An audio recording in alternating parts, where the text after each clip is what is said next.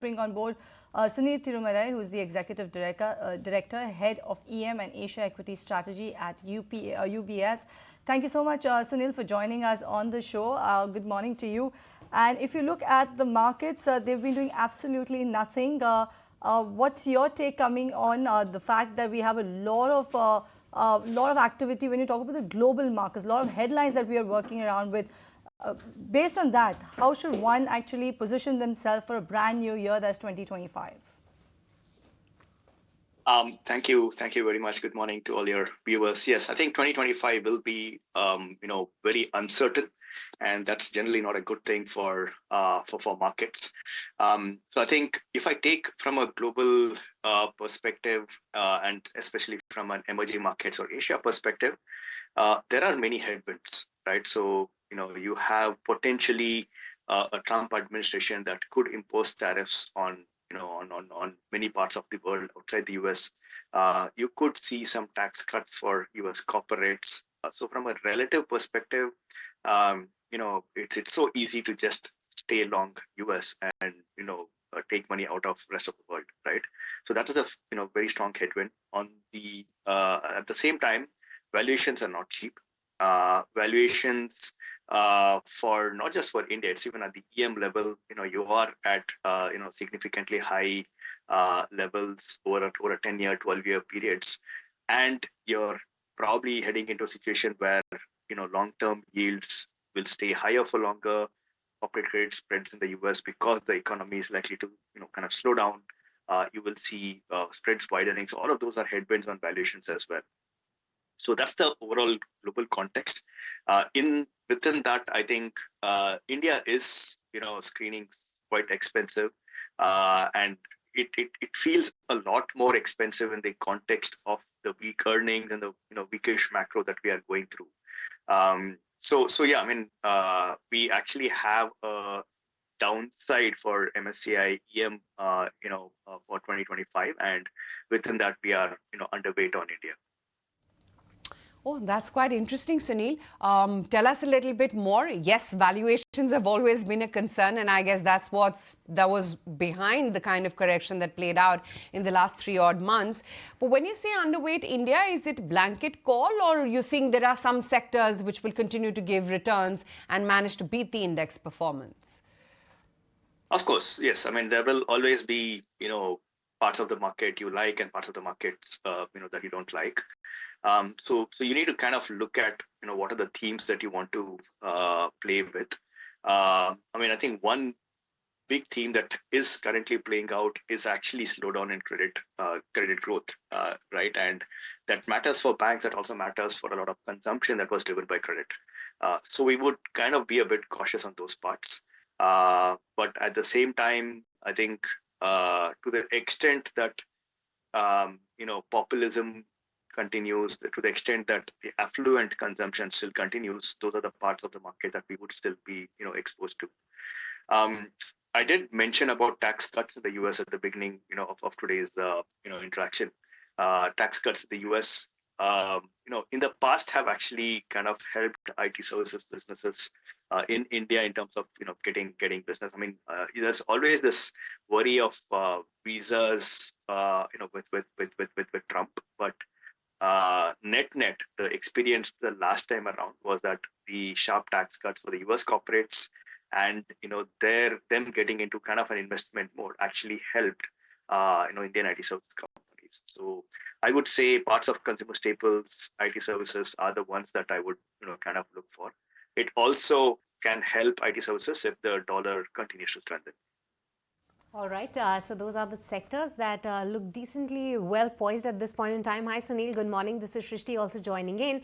Wanted to have your take that how could India benefit from this whole China plus one theme, because going ahead in 2025 we're going to be having the new president-elect for the US, and obviously there's a lot of chatter about increased tariffs on China. So is there any case for India to benefit and any sectors to specifically focus on? Yes, I think a lot of the thought process around this should be changing and is changing, right? There are times when even recently that Trump has said he talks about tariffs not just on China but on other markets too, right? Um, so if it ends up being a transactional negotiation based kind of a tool that the tariffs are seen like that, then we're not really sure if there is going to be a sustainable relocation of facilities outside China. And for all you know, they may just want more facilities just sitting up in the US rather than popping up in other places, right? Um, I think there is clearly a good window of opportunity for India to to get manufacturing capacity. We have a lot of the right ingredients in place, including low cost labor, fairly large workforce, growing workforce, and at some point it will also become a very large consumption market. Uh, but I think where we do lag is in terms of just the scale of incentives that are being thrown into manufacturing.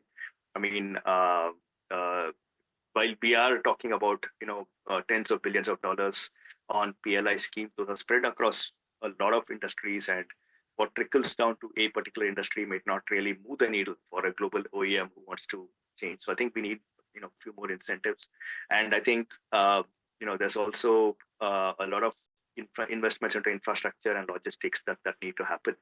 So those are the things that any OEM would or a manufacturer globally would want before coming into India. I think that is just that is a very clear opportunity.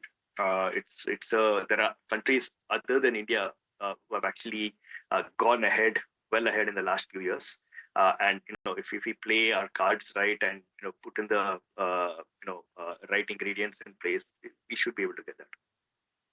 Right. Sunil, I wanted your view coming in on the entire new age tech theme right here in India, given the fact that you also have that entire digitization wave that is underway, and we have actually tried and excelled in it.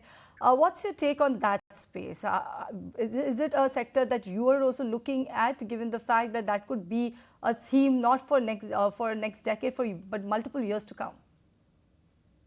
Yes, I mean, I think those are some of the most exciting, parts of the economy and coming into the market.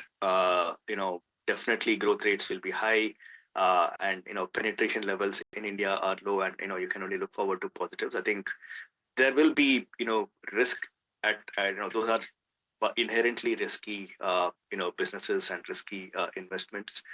So you are for instance hearing of a lot more competition coming into something like, let's say, quick commerce. You had some of the wearables, for instance. You're beginning to see fairly sharp slowdown in the market growth rates. So there are risks that you definitely need to be cognizant of. But I think it is a very exciting place, and hopefully a lot more IPOs happen, a lot more listings happen, and more market cap gets created in the new age space. I think the challenge from a perspective of comparing with the US market and the China markets, which have big internet stocks in the index, is that to a large extent the internet sector in India is actually under the foreign firms. I mean, it's not like we have our own big e-commerce businesses, etc. So we want some of those to also start getting listed, and that's when the market cap can really move and the big investment opportunities can start happening. Sunil, I just want to go back to the point that you were making about staples, right? And it's quite interesting because that's where the maximum amount of EPS downgrades have happened. And I'm not talking about, the urban consumption. I'm talking about more the bottom-up stories. I mean, is this just a valuation-led call on staples, or do you actually find merit in believing that, there's going to be an across-the-board recovery, especially led by the rural economy? So this is a relative call. I told you that we are worried about credit growth slowing, right? And with that, we see many other parts of consumption facing headwinds because they were being supported by retail credit. Staples is more from the fact that it is generally defensive.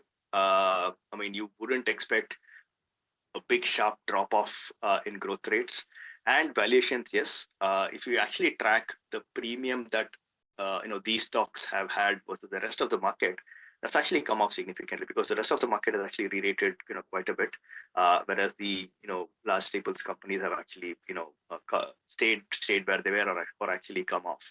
So yes, so you have to see this in the context of a cautious call on the market. This is a relative call to be in staples. Sunil, you do have an underweight stance on India, is what you said. I just wanted to understand at what point would you actually consider changing that stance? What are the factors that will actually prompt you to take a relook at how the Indian markets are faring? So, I mean, keeping aside, a very lazy answer saying that if it falls, I'll turn positive. I think factors that I would really keep an eye on, what we discussed earlier in terms of manufacturing. I mean, hopefully something that can address the job situation in India, right? I mean, because at the end of the day, I think that's where the kind of the source of all the issues that we're going through lies, which is job creation and income growth being weak. That is reflecting in the form of savings being weak and now consumption being weak. Consumption is now showing up as weakness because credit support is now going away. So we need to see strong, robust signs of job creation and income growth coming back. Everything else will get sorted once that happens, because then even businesses will see good demand and they'll start doing investments, and consumption will start picking up and so on. So I think that's something that we need to closely track. Outside of that, what happens in the rest of the world too does matter, right? I mean, I think we are at this moment, while we are underweight on India, we're actually overweight on China, and we are looking forward to some of the stimulus and policy announcements over there, and the valuations are super attractive. But if things don't pan out as expected, I think it can lead to a change. Another positive factor coming out from Trump could be oil prices. I mean, in the past he has mentioned about pumping out more oil from the US, and that can bring down oil prices. Generally, that should be good for the Indian economy, and not as good for the market, but it should be good for the Indian markets too. All right, so underweight on India, but overweight on China. But Sunil, taking that point forward, does that mean that you are bullish with the whole metal story as well? Do you believe metals to do well? Because there's a big correlation that when China does well, then all these metal counters, the commodities start doing better. So any take on that? So the way we are seeing it as a house, the kind of stimulus and the change in thought process for the China policymakers is very different from the traditional idea that we think about on China. They have done fair amount of investments already. For a change, you're actually seeing the policymakers give a lot of sound bites about consumption side of stimulus, or the demand side of stimulus, not the supply side, which basically means that it may not end up being a commodity guzzling kind of an economic recovery, if at all it happens. There will be property stimulus, of course, but that will be mostly to stabilize the prices rather than bring in another big wave of property investments. But the big change is actually towards consumption, and we are seeing that already this year, and we could see more of that. And all the policy announcements coming out of China are carrying a lot more weightage on consumption this time around than in the past. So, and we should also keep in mind some of the stimulus announcements in China are also focused specifically on the equities markets in China, right? So this time around, our view is that the stimulus is going to be not so much commodity heavy.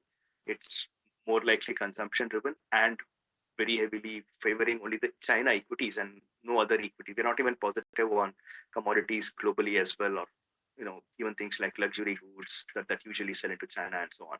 This is very focused on China equities. Right. Sunil, I wanted to ask you about this entire shift that we are also seeing within the Indian markets, where people are actually looking at broader market counters like your mid cap and the small caps more positively when you compare it to the large caps. Are you also on that camp where you think that the mid and the SMIDs will do much better than large caps, and that could be somewhere you can look at? So definitely the mid stocks the companies have actually done a better job in terms of giving you over let's say a 2-year, 3-year period of post-COVID. Uh, you know,